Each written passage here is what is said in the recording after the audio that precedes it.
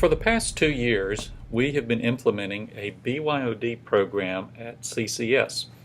And I want to take a few moments to tell you about that program, what we've learned, and what our plans are for the 2015-2016 school year. First, we call our program a BYOD program. So what is BYOD? Well, it's a common label standing for Bring Your Own Device. In other schools, you might hear it called BYOT, Bring Your Own Technology, or even BYLD, Bring Your Learning Device. These all refer to the same idea. Students bring to school whatever electronic device they have or prefer to use for classroom learning purposes. Now, I want to emphasize that last point. This is for learning purposes, not for kids to spend their day playing games, texting, or uploading endless selfies to Snapchat. So, what have students been doing over the past 2 years? Well, in 2013, we asked our juniors and seniors to start this program, to bring whatever computing devices they preferred. We did that with them for 2013-2014. Then this past year, we added the rest of the high school, so that the whole high school was using this program, along with 8th graders to get the middle school trying it out. And some of the things they have been doing in class have been, they take notes, they look up information on things they've studied, they work together on research and presentations. Students give real-time feedback to teachers. The teacher might ask a quick review question, such as the 3 angles of a triangle add up to what? All the students type in their answer, and the teacher sees immediately who understands and who doesn't. In some classes, they're using Schoology to take tests in class, meaning that now the teacher can actually read the student's handwriting. In other classes, students use an online discussion site to allow them to bat some ideas around.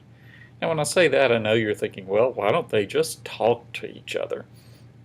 And I agree, but what happens is we find that a few of the more vocal students tend to dominate a discussion when they're talking. Students who are somewhat shy, who take a few moments to think about their responses, often are shut out of verbal discussions. But we've seen that an online format actually opens things up for the more quiet students to contribute. So these are just some of the profitable ways students have been using their devices. So over these past 2 years, what have we learned? Well, we've learned that students do learn quickly how to use their devices properly. One concern we had was that students would just spend their time in class playing games and texting, that their devices would be a distraction. We found that after some initial novelty wore off, students generally would use their devices the way they should. Now, do some students still get distracted? Of course.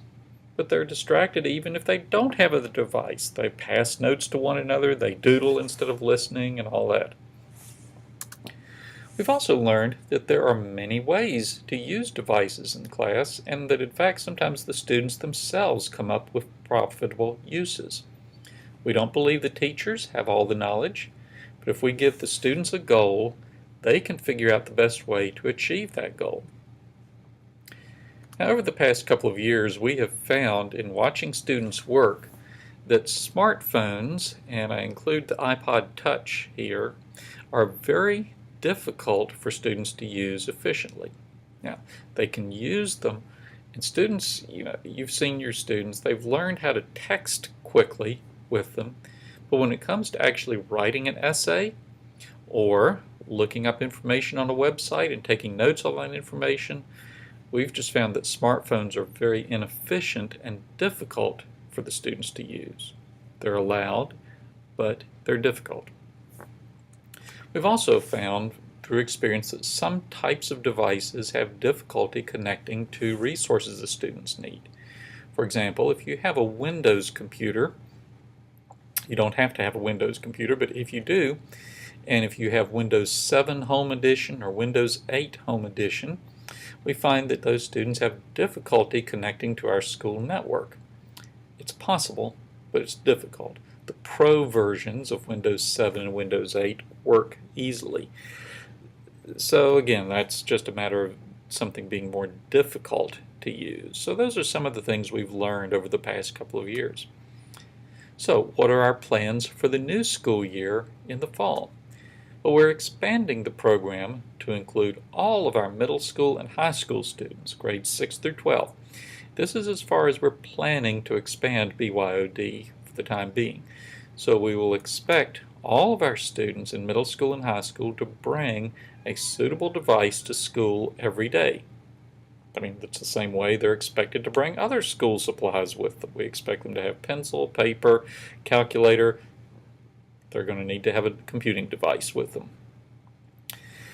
Based on our experience, we discourage students from relying on a smartphone or the iPod Touch as their only device for the BYOD program. Now, they're useful for looking things up quickly, for responding to in-class quick quizzes and things like that. But like I said, when they have to do things like write paragraphs or essays, devices like tablets or laptops work a whole lot better. We're not prohibiting smartphones. If that's all the student brings, that's okay. We're just saying they're going to have difficulties if that's the only tool they have. Finally, as I mentioned, if you have a Windows device, that is a Windows laptop or a Windows tablet, we encourage you, it's not required, but we encourage you to install the Pro version of Windows 7 or Windows 8. The home version works, but it's difficult to connect to our school network. Now, this has just been a brief overview. For more details, especially about acceptable devices and other information about the program, please go to the school website listed here. And if you have any questions or suggestions, don't hesitate to contact me at the email address here. Thank you for your time, and I look forward to hearing from you and working with you for the better education of your students.